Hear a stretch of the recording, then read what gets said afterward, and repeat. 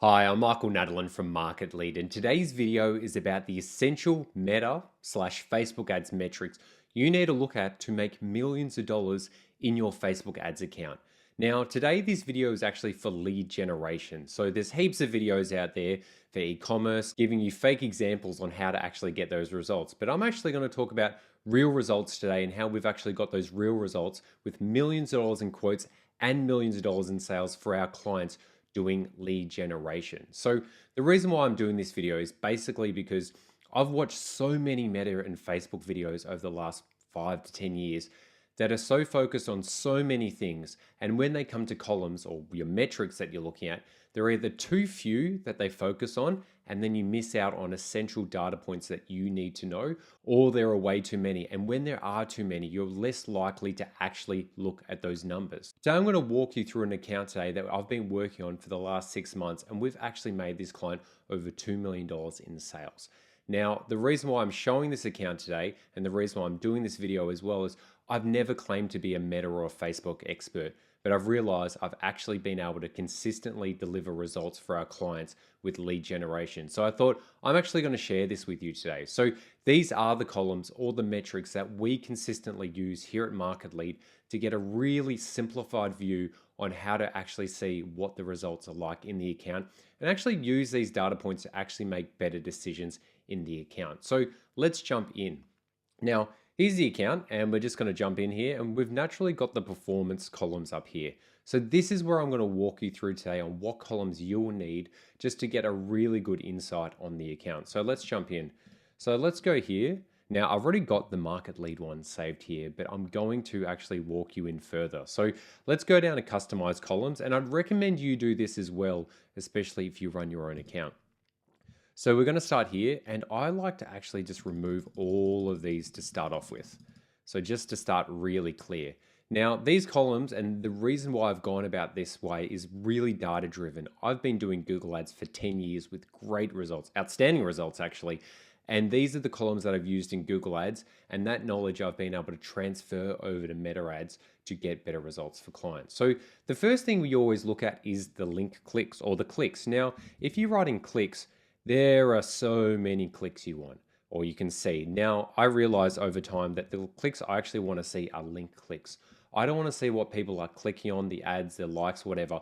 I just want to see how many people are clicking on an ad to go to a landing page. So that's the first one we start off with. The next one, which is quite similar to that, is Google Ads, is impressions. So we want to see how many people or how many ads were actually seen. So we jump into impressions. Next, we want to see the CTR, so how many people click through from seeing the ad to the landing page. So we go here, and instead of going CTR all, we want to be doing CTR link click-through rate. So then we can actually start to see what percentage of impressions got through. Now, the reason I keep catching myself out for that is because there's another metric in here called reach, which is actually more how many people we saw or people who saw it. The next one we actually want to see is spend. So we go here and we want to say spent, so the amount spent in the account. So it's really important to know how much was spent in the account. And then the next thing I like to know is the cost per click, per link click as well. So we've got that in here now. So we can start to go to the results. Now, based on how you've set up your conversion tracking, I really recommend you use leads as the conversion tracking point. So we just write leads in here, and then I want to be doing total, and I also want to be doing cost. Now, we just want to remove these here because then it just makes it super messy. And then after that, so we've got leads and then we've got cost per lead, which would be this cost here. The next one is conversion rate. Now, you won't have conversion rate in here. You do need to build it out yourself. So you can press on, or I'll click on this one. But the way to build out this conversion rate by leads is you basically go to custom columns and then you want to be doing leads, which we have here, divided by, or you can press divided by, link clicks. There we go. And then you want to name it conversion rate by leads. And then we want to be doing a percentage. Now, I'm not going to save that because I already have it there. So we have that there now. Now, the next thing we can look at, there are a few more metrics that I really love looking at, which would be reach. How many people actually saw the ads? Whilst impressions is how many ads were seen, reach is how many individual people or how many ad accounts or individual users saw it. So we got reach.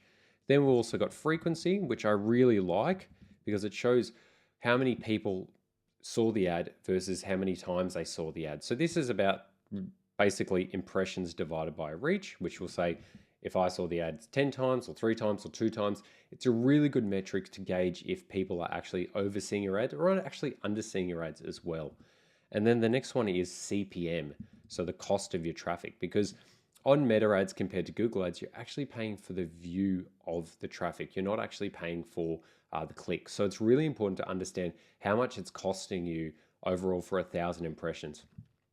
Now, those are the main ones I like to start off with. And the next thing is just, I think I like putting budget in there. Now, this is more important when you want to be making things a bit easier.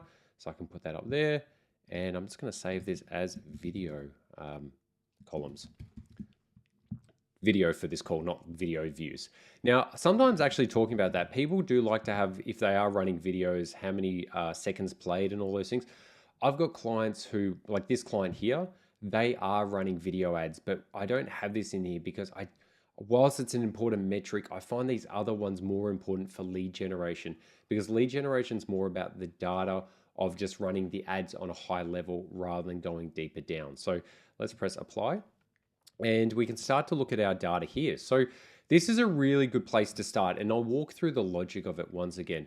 I want to see over this time horizon how much I've been spending, what the daily budget is, and then what our link clicks are, how many clicks we've got, our impressions, our CTR. Now, CTR is a really important metric on Meta ads because the higher the CTR, the more traffic you get per your spend or CPM, which actually means that you get cheaper click traffic, which we can see for this client here, the average cost per click's around $2.90, which is great because on Google, it's about $8 to $15. So this is really good for me. Knowing how much you spend, obviously important. You want to make sure that you're tracking your spend properly. How many leads we've got over this period, your cost per lead, your conversion rate. These are the heart and gold of your account. If you don't know what your results are, you can't do anything from there. Our reach, our frequency, and our CPM. So this is the 80-20 of the data that we look at Market Lead to get clients' results. Now, I can say for this client, in this 144 leads over the last 4 months, they've literally made over $1 million in sales just from these 144. So I can know when I deep dive deeper down where the data is coming from, where the results are coming from as well. So this is just on a campaign level. We want to start jumping down to the ad set level, then the actual ad level as well. So what we can do is you can either select on your columns, your campaigns, or you can just, I like to do this, go to ad set, and then just have a look down here as well, and just start to see where are the results coming from? Where are the leads coming from? Which audiences are actually bringing in the leads as well? Because this is where it'll really tell me where I need to be allocating more budget or more optimizations can be made as well. And then just having this breakdown of segmentation, you can start to go from a high level knowing your data to deeper down based on your audiences and then ultimately your ads. So we can go down to ads here, and I can go here as well, and I can start to see that out of this 144, we've actually got 33 that came from this ad here and then 28 from this ad here. Now I can tell that they came from different ad groups, but we can actually, ad sets. I'm using Google language, but if we go ad sets, ad set name, this might be really important just to know up here.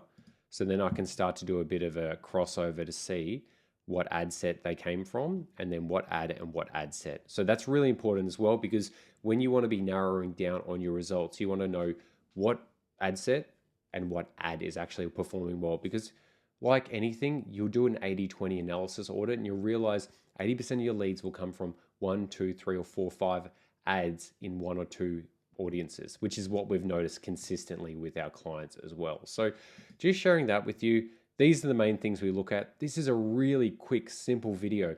I did this video today because on Friday I was doing a training with my partner and she was launching her ads for the first time, and I just wanted to walk her through this as well. And I thought, hey, these are actually the principles that have worked so well for us over the last 5 years that I just thought, why don't I just share this with everyone? So I really hope this has helped. I use this all the time with our 7-figure lead generation clients on meta ads. So I hope you can learn from this. I hope you implement it. If there are any other columns that you use that you think are really insightful and really practical, please share them below and I'd love to know. But remember, like, comment, subscribe, but most importantly, share.